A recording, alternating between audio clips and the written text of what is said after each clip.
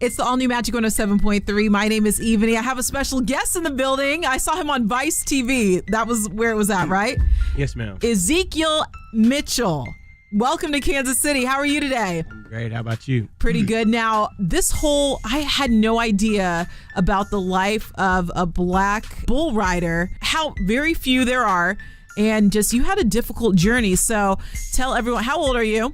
I'm 22 years old. 22 years old. He's a young man. Just tell people how you got into just bull riding. Just growing up in the country, really, with my dad, back and forth between the country and the city. So my mom lived by Houston. My dad lived out in the country, kind of near Austin. Mm-hmm. And going to rodeos with him. He was a horse dentist, so we'd go to rodeos to pick up clientele, and then pretty much just got drawn to it, and I don't know. Why do you think that there is a lack of black bull riders in this industry? Just because people don't see the opportunity. Mm-hmm. You know, as an African American man, you think that you only have choices in select few sports, and people don't really want to reach outside that comfort zone. But once people see what it's about and how fun it is and how much money you can make, it changes your mind real quick. For sure. So what was it like the first time getting on a bull? Because I'm terrified of them. My mom is from Brazil. She's a country girl. And she would tell me stories of her walking home from her grandmother's house and that the bull would like chase her, like, and because she would wear like little red dresses when she was growing up. And so I want to know, like, is it really like that? Like they see red and they go crazy and they'll chase after you? No, ma'am. They're actually colorblind. People don't know They that. are? Yeah, it's just the fact that certain breeds of bulls don't like motion. Like they see the motion and it pretty much taunts them. So But why do some people think that red attracts them? Just because the matadors back in the day. Yes. Their capes were usually red. So and that's where people got the assumption that they were drawn to red, but they're not drawn to red. They were drawn to the motion. Okay. So tell me, what kind of injuries have you gotten riding bulls? Nothing too major. I mean, a few bumps and bruises, and I've been very blessed and very fortunate not to have anything major yet. So, I mean, it's part of the sport, though. So we do get a lot of aches and pains, but we just roll with them. So you don't wear any type of guards or anything, or do you just go out there as your regular self? No, we actually have like a protective vest that they designed. Just a vest? Yeah, the vest and a helmet. Okay. So, they have vests that they designed that spread out the impact of if you get stepped on or hooked or anything like that. My God. Okay, so in the documentary that I saw you in, you experienced a lot of racism, riding bulls. With the climate that it's in right now, has it gotten worse or is it still the same? Like what?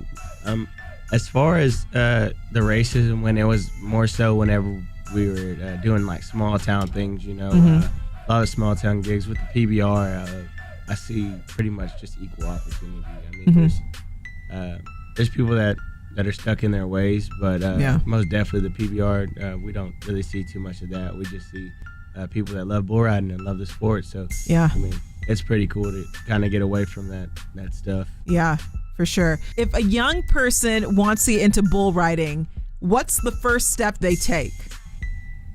Do your homework, do your research. Okay. Study the fundamentals, and then find somebody that knows what they're talking about. Not just anybody that says, "Yeah, I rode bulls," but no, somebody that actually knows what they're talking about, and go from there and let them teach you and perfect the fundamentals. Is it an expensive sport? For the most part, yeah, it's kind of expensive as far as whenever you do want to learn how to start traveling and going on your own. It's going to be expensive, but the rewards and the payoff, once you get where you want to be, don't quit. Yeah, it doesn't compare. It pays dividends. So how long have you been riding the bulls? 7 years. Yes, 6 years now. So can you sense like when one is a really crazy one, or do you just not know? Yeah. Growing up, you thought you knew, but just every bulls are like people. So all of them have different personalities. So some of them are wild and crazy, but then when they get out there, they don't really buck hard. Some of them are calm and mellow, and they buck hard. So but how do, I don't know if it's the handlers or whomever they are, how do they choose who rides which bull? Is there anything like if somebody has any insiders, do they give them like a bull that is not too aggressive or? Actually, the bulls are actually drawn to us randomly.